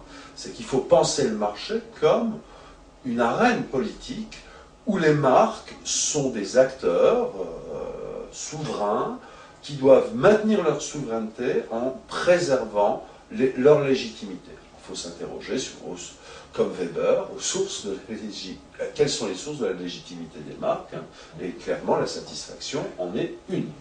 Donc ça c'est un premier élément de réponse. Et si tu permets, Christophe, ce premier élément de réponse rejoint une vieille préconisation qui fleurissait dans les années 80, lorsque l'une des menaces que percevaient les marques, probablement à l'amplifier un peu, c'était la rumeur. Qu'est-ce qu'il faut faire pour désamorcer une rumeur? Il n'y avait pas Internet non plus, mais les rumeurs existaient. Et la recommandation qui se dégageait de tous les travaux, et il y en a eu beaucoup qui ont été faits notamment par notre collègue Jean-Noël Capferrer sur la rumeur, la recommandation ultime qui émergeait, c'était il faut que la marque soit irréprochable, fasse ce qu'elle dise ce qu'elle fait, et dans ce cas, la rumeur les cornera à peine. Donc, pas grand-chose de nouveau non plus. Si ce n'est, encore une fois, le rythme est non plus. Alors, le deuxième élément de réponse, on va revenir à l'organisation. Ben, je crois que s'il y a un élément nouveau, parce qu'on n'en a pas trouvé beaucoup pour l'instant d'éléments nouveaux, on ne fait que dire, c'est la même chose qu'avant, dramatisé. Voilà. Mais l'élément peut-être nouveau, il est peut-être sur le plan de la façon dont on doit construire, mener, définir les organisations. Et je pense que c'est le problème de la frontière. On a vécu le rapport entre les marques, les organisations, les consommateurs dans un rapport d'exogénéité complet. On est complètement étrangers l'un à l'autre. Le consommateur est très loin de l'entreprise. Alors dans la grande conso, c'est évident. Et le lieu de médiation, c'était l'hypermarché. Hein, on a cet éloignement. Le marketing relationnel, au passage, on va faire un peu d'histoire, n'est pas venu pour rien. Il est venu pour essayer de raccourcir cette distance, hein, pour rapprocher. Donc aujourd'hui, comment on peut faire face à des phénomènes de rumeurs, à des attentes qui sont multiples? C'est tout simplement d'effacer les frontières ou de prendre conscience que les frontières de l'organisation et du marché au sens de l'ensemble des consommateurs, sont tout simplement réduites, voire réduites à néant. On est plus dans une solution de continuité.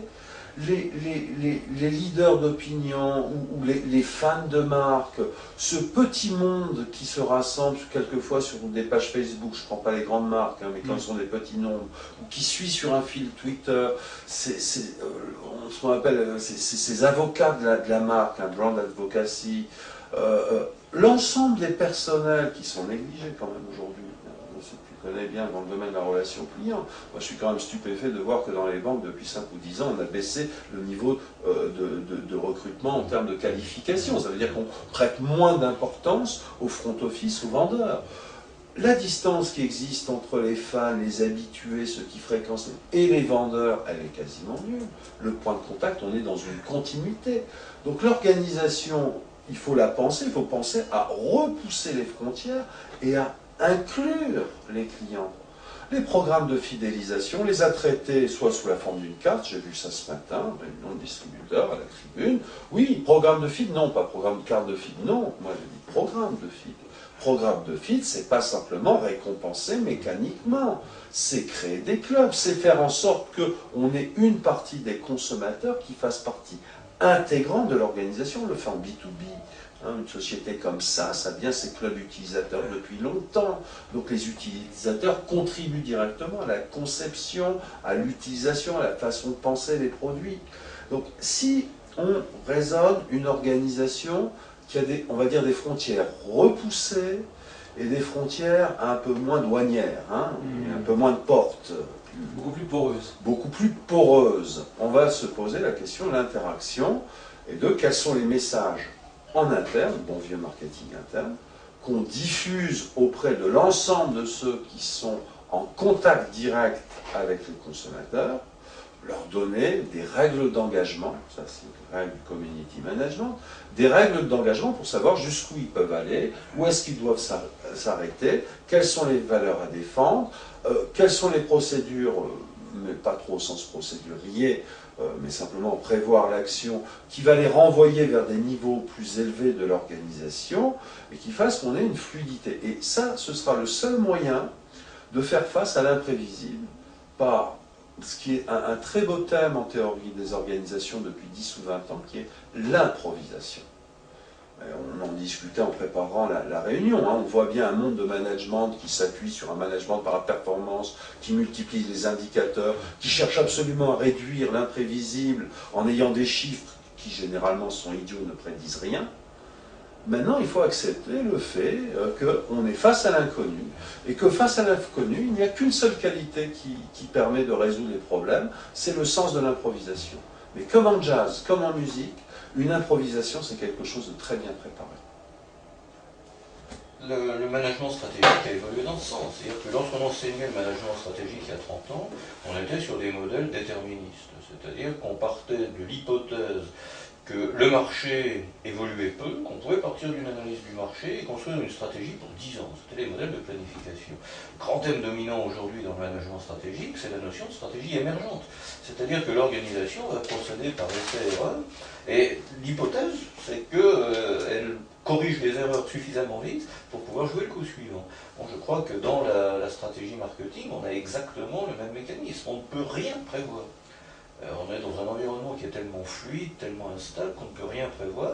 En revanche, on peut doter l'organisation de mécanismes qui vont lui permettre de réagir le plus rapidement possible dans un sens, on espère, lui être favorable. Alors, est-ce que le marketing est mort? Ou est-ce qu'il doit renaître? Mais il est ni mort, ni il se transforme. Il a changé quand même. Il a toujours changé. Par exemple, on fabrique beaucoup de modèles comportementaux pour prédire des comportements avec des variables, des formules mathématiques, etc. à la vitesse où ça change aujourd'hui, est-ce que ça sert encore à quelque chose de le faire, dans la mesure où le temps qu'on ait déterminé les variantes? Quel est le niveau d'analyse? Moi, je crois beaucoup au modèle que suggère notre collègue Dominique Desjeux, sociologue de la Sorbonne, qui dit tout dépend de l'échelle d'observation. Si je suis à une échelle micro-individuelle, c'est-à-dire ce qui se passe chez l'individu, les modèles ont un sens. C'est-à-dire que si je veux analyser, par exemple, quelle est l'influence de tel type d'information sur le consentement à payer du consommateur, bon, il y a des invariants et je pense que ça a un sens de les analyser. Si je veux m'intéresser, comme l'évoquait Christophe tout à l'heure, aux perceptions qu'a le consommateur du rôle que peuvent tenir les réseaux sociaux dans sa relation avec le marché, ça a un sens de l'analyser, y compris de manière très mathématique. Par contre, si on va à l'opposé de l'échelle micro-sociale, de l'échelle micro-individuelle, si on va à l'échelle macro-sociale, c'est-à-dire si l'on raisonne sur les grandes tendances qui modèlent nos sociétés et qui modèlent nos institutions, alors là je crois qu'effectivement les modèles mathématiques pour l'instant ne sont pas vraiment d'actualité. En revanche, on peut essayer de comprendre quelles sont les forces sociales qui sont en œuvre en invoquant cette fois des références théoriques qui seront dans le champ de l'anthropologie ou de la sociologie.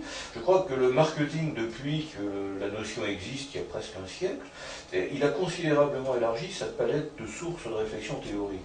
Il est parti d'une approche très économique, très économiste même, et puis progressivement il a emprunté à d'autres disciplines. Je crois que l'une des grandes ruptures qui caractérise l'évolution du marketing, c'est justement la reconnaissance du caractère social de la consommation. Pendant très longtemps, le marketing s'est intéressé... culturel. Exactement. Je ne voulais pas faire de publicité pour une revue qui va bientôt sortir et qui s'appelle Perspective culturelle de la consommation, qui sera probablement une excellente revue. Mais le grand changement dans le cadre d'analyse du marketing, justement, c'est de dépasser cette approche de l'individu consommateur, alors qui reste encore une fois d'actualité et qui justifie la mise en œuvre de modèles mathématiques qui en plus marchent plutôt pas mal. On a perfectionné les outils de mesure, on a perfectionné les outils de traitement, donc de grâce gardons-les, ils rendent des services, mais ils ne résolvent pas tous les problèmes. Ils nous permettent de dresser un portrait assez fidèle finalement de ce qu'est l'individu consommateur. Et complétons ça avec des recherches en neurosciences et on s'aperçoit que finalement ça ne marche pas si mal pour décrire le consommateur. Mais tout ça, c'est le consommateur dans une espèce de bocal individualiste. Projetons maintenant ce consommateur sur la scène sociale, sur la scène socio-culturelle, et alors là, le paysage change radicalement et les outils vont changer radicalement. Donc ça, c'est probablement une des grandes révolutions du marketing. C'est l'abandon d'un cadre finalement très microéconomique, très réducteur, au profit d'une vision davantage pluridisciplinaire et plus sociale. Mais en même temps, la consommation est aussi devenue l'un des derniers ciments de nos cultures. Lorsque Christophe évoquait tout à l'heure la manière dont les grandes institutions du XXe siècle arrivaient à légitimer leur existence, on fait référence aux États, on fait référence aux églises, on fait référence aux syndicats, on fait référence à l'éducation, toutes ces structures ont un énorme problème de légitimité. Le consommateur, par contre, se réfugie très volontiers dans une activité qui, à ses yeux, reste une grande source de gratification et de construction personnelle et de réalisation personnelle, qui est la consommation.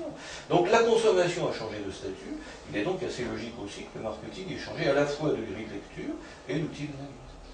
J'ai deux questions, c'est est-ce que face à un pilotage de la consommation par le social et le culturel, et donc probablement par leur extension qui sont les réseaux sociaux, est-ce que les managers qui ne sont pas eux-mêmes impliqués dans les réseaux sociaux sont encore les bonnes personnes pour piloter? Est-ce que les hommes de marketing ne devraient pas être quasiment obligatoirement des pratiquants assidus des réseaux sociaux? Oh, il faut qu'ils s'y mettent, c'est tout. Il faut qu'ils s'y mettent. Oui. Non, là on va tomber sur la question génération Y, X et autres qui n'existent pas. La génération Y n'existe pas. C'est une construction de consultants. La génération Y sont des gens qui ont 22 ans, comme les gens avaient 22 ans auparavant, qui sont en fin d'adolescence, et pas plus, non. Il y a quand même un rapport à l'entreprise, quand même, à travers les études qui ont démontré que la génération Y, elle ne se comporte pas pareil que la génération Y des années précédentes. Il y a quand même, à travers une pratique des réseaux sociaux, par exemple, une vision de l'entreprise qui se satisfait beaucoup moins des barrières de l'entreprise, des murs de l'entreprise. On voit des gens qui échangent très naturellement avec des confrères de l'entreprise d'à côté, etc. Donc la vision d'entreprise fermée sur elle-même, protégée, avec des systèmes d'information verrouillés, a plus beaucoup de sens. Pas trop entrer dans le débat, mais c'est pas une différence de nature. Ils ne sont pas en nature différents. Simplement, il y a un conflit, pas un conflit, une opposition dans l'appropriation de certaines techniques qui n'est pas à un même degré à un moment donné. Bon. Il y a quand même le sentiment d'appartenance à une entreprise, par exemple, qui est beaucoup plus fragile. Mais là, on revient sur le débat. Mais là, on rejoint le problème de l'attachement aux l'entreprise. institutions. Exactement. Et des institutions en général. C'est-à-dire que les individus aujourd'hui ne se battraient plus pour, certainement, plus avec la même virulence en tout cas, pour un programme politique, pour une idéologie. Moi j'ai pensé, avec la mort de Steve Jobs aujourd'hui, on l'a revu beaucoup, avec son col roulé noir, très émacié, etc. Il était de prêtre. Hein, c'est une sorte d'église, Apple, hein, on ne peut pas dire ça. Alors, ça me fait penser, puis on va être un peu dans l'anecdote, mais quand même ça tombe par hasard, on parle d'institutions, etc. Là, ces jours-ci, il y a une très belle, importante enquête de J. Keppel sur l'islam dans les banlieues. Une des observations se fait sur McDonald's. Toutes les tentatives de Burger King ou d'autres types de fast-food qui auraient été plus ou moins islamisés, ethnocisés, etc., ont échoué. Ce qui est le point central de la communauté au sens humain, peu importe qu'ils soient musulmans, chrétiens, juifs ou autres, c'est McDonald's. Et McDonald's s'est maintenu, on a fait les remarques dans d'autres endroits, se maintient là où personne ne se maintient pour une raison très simple. Il répond aux attentes fondamentales de n'importe quel être humain, c'est-à-dire fournir du travail, un peu d'argent et faire vivre le quartier. La réponse sociale, c'est le respect vis-à-vis de cette institution. McDonald's me frappe parce qu'il est le symbole d'un monde plus ou moins inquiétant. Il y a un autre ouvrage d'une autre sociologue qui est sorti, qui a fait une observation participante remarquable. Elle a fait ses études et son doctorat en étant employée chez McDonald's puis manager, ça s'appelle « Du ketchup dans les veines », où elle explique avec une certaine sentiment d'étrangeté comment, alors qu'elle était faite pour ne pas adhérer à ce type de valeur, elle a réussi à adhérer, à développer un sentiment affectif fort à l'égard de cette organisation qui apporte des satisfactions à un certain type d'employés fondamentales de réduire l'incertitude, d'organiser le travail, de donner des perspectives, c'est-à-dire de répondre à des besoins simples de l'être humain. La seule chose dont on devrait finalement s'étonner et être épaté, c'est dire mais comment ça se fait que ce sont des organisations comme McDonald's qui sont capables de satisfaire les besoins fondamentaux? Dans la même veine, regardez l'ouvrage de Mathias Velli, même protocole, même discipline, un sociologue qui fait sa thèse en observation participante, en étant embauché comme caissier dans une chaîne d'hypermarchés, qui partage la vie des caissiers. Son ouvrage s'appelle Caissière et après, même observation.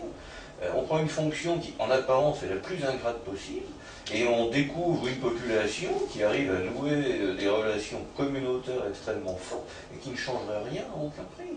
Et qui, probablement, arrive à être l'un des avocats les plus convaincus de l'entreprise. Vous avez des verbatims de caissières défendant bec et ongle l'entreprise contre le client qui vient se plaindre. Donc c'est quand même le signe que le tissu communautaire il peut se nouer à des niveaux a priori assez peu probables.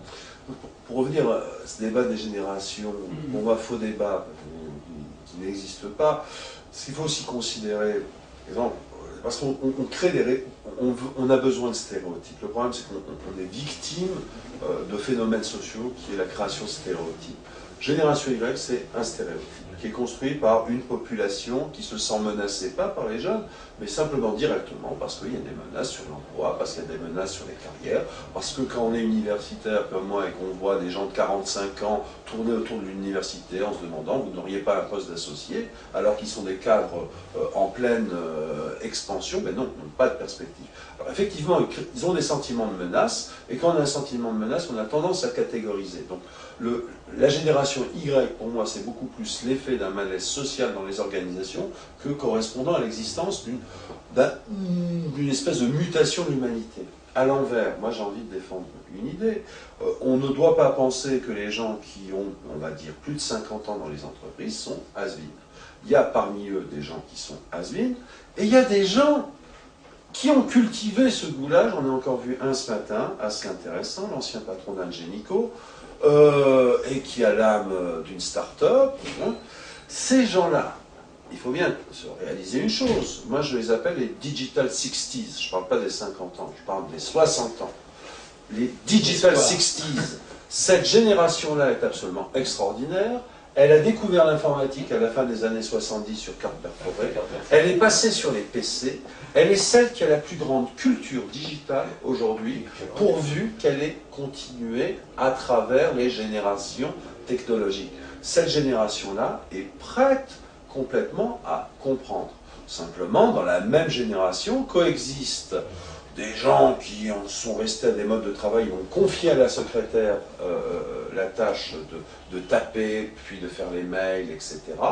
Et d'autres qui se sont habitués. Donc on ne doit pas raisonner en génération, on doit raisonner en termes de transition, de période de transition dans une société, qui est la nôtre, où on a deux types d'attitudes qui se sont développées, basiquement technophiles et technophobes. Des gens qui voient dans la technologie un moyen de s'épanouir et peut-être pas un progrès au sens du 19e siècle, mais une chose qui est inéluctable et dont il faut s'approprier, et qui nécessite un effort, et puis une espèce de nostalgie d'un temps passé. Bon, on a toujours eu des anciens et des modernes, et en gros c'est la même bataille qui continue à se développer dans un climat de forte incertitude. Donc qui fait qu'on génère... non, je dirais, il faut être positif, quoi. Il faut être positif dans les organisations. Le monde est fantastique, il est en train de changer, le monde croît à 3 ou 4% encore. On est dans une période un petit peu de stagflation, de stagnation, dans une petite région qui s'appelle l'Europe. Et donc l'avenir, l'évolution sur les organisations, être une marque exemplaire, être une marque cohérente, c'est à la portée de toutes les marques. Est-ce qu'il y a des révolutions à faire, j'imagine, parce qu'elles ne sont pas toutes exemplaires, elles ne sont pas toutes cohérentes, elles ne sont pas toutes vertueuses, elles ne sont pas toutes à l'abri par une marque très forte et reconnue et des communautés prêtes à les défendre. Elles ne sont pas toutes vécues comme marque. Et elles ne sont pas toutes vécues comme marque en plus. Donc, les enjeux, par quoi je commence, si je suis une entreprise qui a besoin de se rénover, de se réadapter, etc., peut-être de couper des choses qu'elles ne seront plus capables de maintenir et de se réinventer. Je retourne à mes fondamentaux, c'est-à-dire quelle est la source de valeur que je propose à mes clients. Qu'est-ce qui fait qu'un individu quelque part dans le monde va avoir envie d'investir des ressources pour ce que je lui propose? Et si l'entreprise est capable de répondre à cette question, bon, elle a une bonne base pour continuer. Alors après, on va ressortir les prescriptions classiques en termes de stratégie, d'organisation, etc. Mais je crois que la véritable question aujourd'hui, on est dans un contexte où l'offre est surabondante par rapport à la demande. Donc le consommateur va porter ses ressources forcément limitées, elles ne sont pas plus aujourd'hui qu'elles ne l'étaient il y a un siècle. Le consommateur a trois catégories de ressources qu'il peut mobiliser. Il peut mobiliser de l'argent, il peut mobiliser du temps, et il peut mobiliser un effort cognitif pour essayer de faire quelque chose. Bon, ces ressources, il va les consacrer. S'il estime qu'en contrepartie, il va retirer une valeur suffisamment gratifiante. Quelle est la valeur que l'entreprise propose à ses clients? Et la déconsommation, c'est-à-dire qu'on est en train de dire consommer, on est encore dans un modèle de progrès à travers un accroissement de la consommation, le résultat des entreprises qui est de faire un profit, donc d'avoir vendu plus qu'elle a acheté, etc. Est-ce qu'il y a aussi un modèle qui est en train d'émerger en disant on va essayer de consommer moins, de consommer éthique, etc., etc. Ça, c'est plutôt l'inverse. On va être en train de choisir des entreprises qui vont nous aider à moins consommer. Si on observe l'évolution tendancielle de la structure de la consommation, la déconsommation telle qu'elle est en général traduite par les gens qui l'évoquent, ils évoquent plutôt une déconsommation matérielle, c'est-à-dire je vais consommer moins de produits qui consomment de l'énergie, moins de produits qui ont une masse, qu'il faut recycler, etc. En revanche, dans la structure de la consommation, ce qui est tendanciellement en augmentation depuis 50 ans, c'est la consommation des biens immatériels. Et je pense que ces biens immatériels, on en aura toujours besoin. Alors ces biens, ils seront peut-être de nature très différente. Je vais peut-être consommer des sources de transformation d'information personnelle, des sources d'accomplissement personnel. Je vais peut-être me situer dans des répertoires vraiment très immatériels. Mais la déconsommation structurelle n'a guère de raison de se manifester, tout simplement parce que les besoins de l'être humain, ils sont toujours illimités. Oui, enfin, on voit quand même une surconsommation aujourd'hui assez artificielle, avec une obésité croissante. Avec, oui, mais voilà, on consommera moins de produits alimentaires, mais on consommera plus d'activités sportives, on consommera des programmes de conseils nutritionnels, on consommera... Il va y avoir des phénomènes de substitution. On peut dire que les marques qui ont contribué à faire grossir les populations, à les asservir, à leur rendre la vie difficile, etc., celles-là sont peut-être celles qui devront les premières se préparer à des contre-coups. Oh, je pense que la majorité d'entre elles ont déjà commencé à réviser très sérieusement leur politique d'offre. Parce que justement, si elles écoutent un peu leur marché, elles savent où... Là, la menace est tellement triviale qu'à moins d'être vraiment d'une myopie marketing, encore pire que celle que dénonçait Lévite il y a 50 ans, elles se sont prémues, enfin, elles essayent de se prémunir contre ce type de risque. Légitimité. Les marques qui vont tenir, bien sûr, ont une offre qui correspond à quelque chose que les gens souhaitent, sinon elles disparaissent d'elles-mêmes, mais en plus elles doivent être légitimes dans ce qu'elles font. Puis je rajouterai un autre critère, c'est la cohérence. C'est la capacité de maintenir dans le temps une cohérence du concept, des discours et des actions. Et ça, c'est quelque chose d'absolument primordial. Si je me limite simplement à la notion de marque, je pense que c'est peut-être là une faiblesse, on va dire, nationale en France, c'est qu'on a un petit peu trop tendance à confondre la marque et le nom.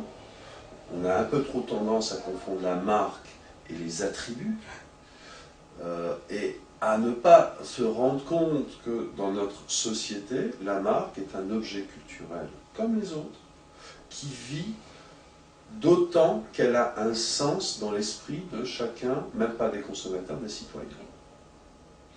Donc, avoir une marque forte, une marque qui a une bonne réputation, c'est avoir une marque qui vit dans l'esprit de chacun, qui est d'abord bien connu, et véritablement connu. Pas simplement un effet de notoriété. Là, on parle des marques B2C, quoi. C'est parce que c'est vrai que c'est moins facile. Encore plus dans les marques. Encore plus dans le B2B, ouais, encore plus dans le B2B. B2B. Prenez un exemple, alors restons dans le B2C, prenons l'exemple de Virgin. Virgin reste une marque qui a une valeur considérable, y compris lorsqu'elle est évaluée par des compteurs. Regardez l'évolution du contenu tangible de la marque Virgin. Or, le contenu symbolique de Virgin s'est pérennisé, au point de toujours conférer à la marque une valeur considérable, alors même qu'elle a changé de périmètre d'activité. Parce qu'il n'y a pas beaucoup d'exemples de marques qui ont autant changé le contenu de leur périmètre d'activité. Or, la marque reste. Vivendi. Quand on voit le parcours le plus général des eaux jusqu'à Vivendi, ça a pas mal changé aussi. Oui, des hauts et des bas. Avec les eaux. C'est peut-être une marque basse. Oui, très bien. Écoutez, merci beaucoup. Je pense que c'était un excellent débat, comme toujours. C'est à la fois un plaisir. Débat, mais débattu. La convergence. C'est ça qui est dit. Mais c'est toujours un plaisir d'échanger avec Christ. Merci à tous les deux. Et à une prochaine fois, s'il vous plaît. Ce sera un plaisir pour tous nos auditeurs, je suis sûr.